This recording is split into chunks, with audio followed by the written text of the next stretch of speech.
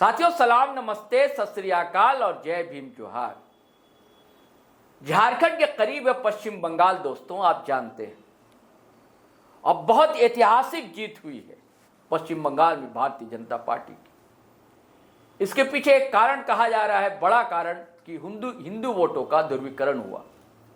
लेकिन हमारा मानना है कि सिर्फ वही वाहिद वजह यानी कि एकमात्र कारण नहीं। सरकार को लेकर नाराजगी, 15 साल की सरकार थी ममता बनर्जी की, रोजगार की समस्या, पलायन, विस्थापन, उद्योगों का नहीं लगना। हालांकि कलकत्ता जो सिटी है, बड़ा शहर है, वहाँ एक इलाका है, बहुत डेवलप्ड हुआ, वहाँ पर कई कंपनियाँ वहाँ पहुँची, अटालिकाएँ खड़ी हुई। लेकिन इसके बावजूद अपने नरेशन में भारतीय जनता पार्टी कामयाब रही। और जो मैंने बात कही कि झारखंड से लगा हुआ इलाका है, और वो इलाका है जंगल महाल का इलाका। 40% नहीं, 40 सीटें जो हैं वो हैं जिसमें आदिवासी हैं, यहाँ के कुर्मी समुदाय के लोग हैं। लेकिन 40 सीटें में से 36 सीट पर भारतीय जनता पार्टी ने कब्जा किया, यानी कि कामयाब रही।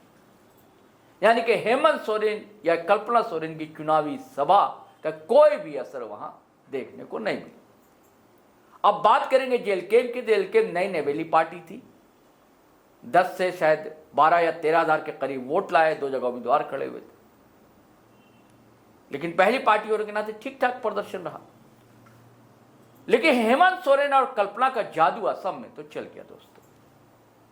जैसे पार्टी के वरिष्ठ नेता सुप्रियो भट्टाचार्य कहते हैं कि हमने अपने निशान छोड़ दिया, वहां पर बिल्कुल निशान छोड़ा है जेएमएम में।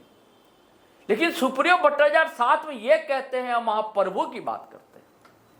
तो इस वीडियो में हम बताएंगे महाप्रभु कौन है दरअसल, जिनकी चर्चा सुप्रियो भट्टाचार्य कर रहे हैं कि प्रभु महाप्रभु नहीं होते तो भारतीय जनता पार्टी ये चुनाव नहीं जीत सकती थी। कौन है महाप्रभु, किसकी चर्चा कर रहे हैं? और साथ में कहते हैं कि सीधे सीधे ये डाका है, अवैध है। यही बात है ममता बनर्जी कह रही है कि 100 सीटों पर डाका डाला।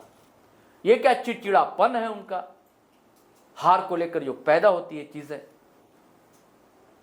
क्योंकि ऐसा संभव नहीं है कि कोई 100 सीट आपका ले उड़े, ऐसा नहीं, मुमकिन नहीं मुझे लगता है।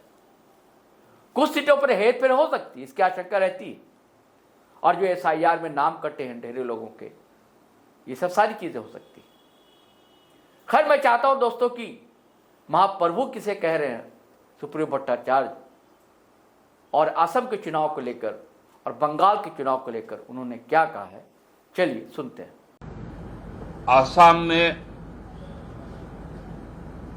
के भी चुनाव के नतीजे आ गए।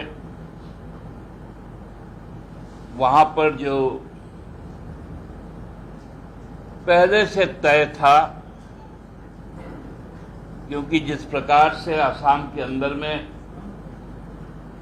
डिलिमिटेशन करके हर विधानसभा क्षेत्रों को पीटा गया, काटा गया,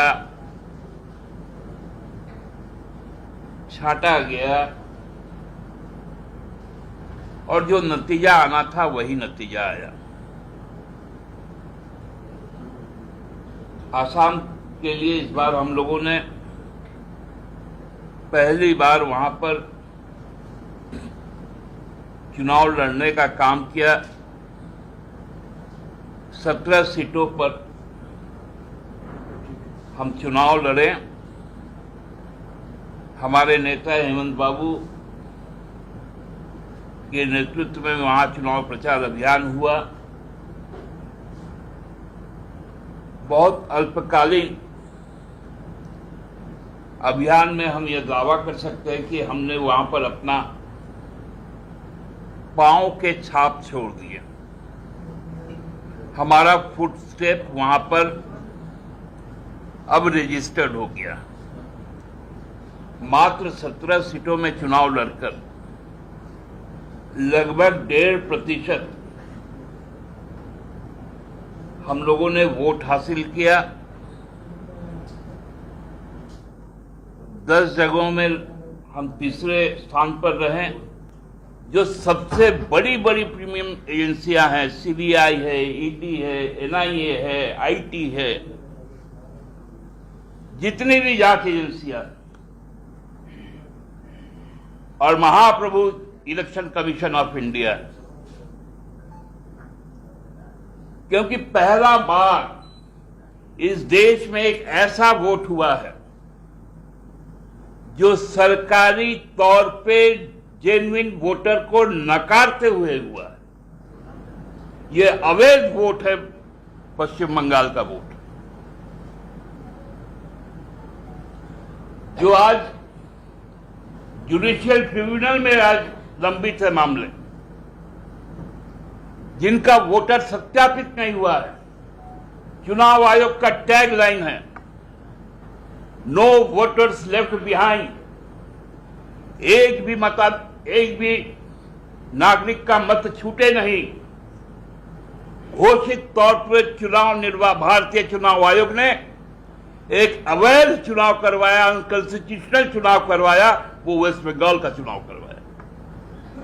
ये संपूर्ण निर्वाचन अवैध है, क्योंकि जब निर्वाचक सूची ही नहीं है,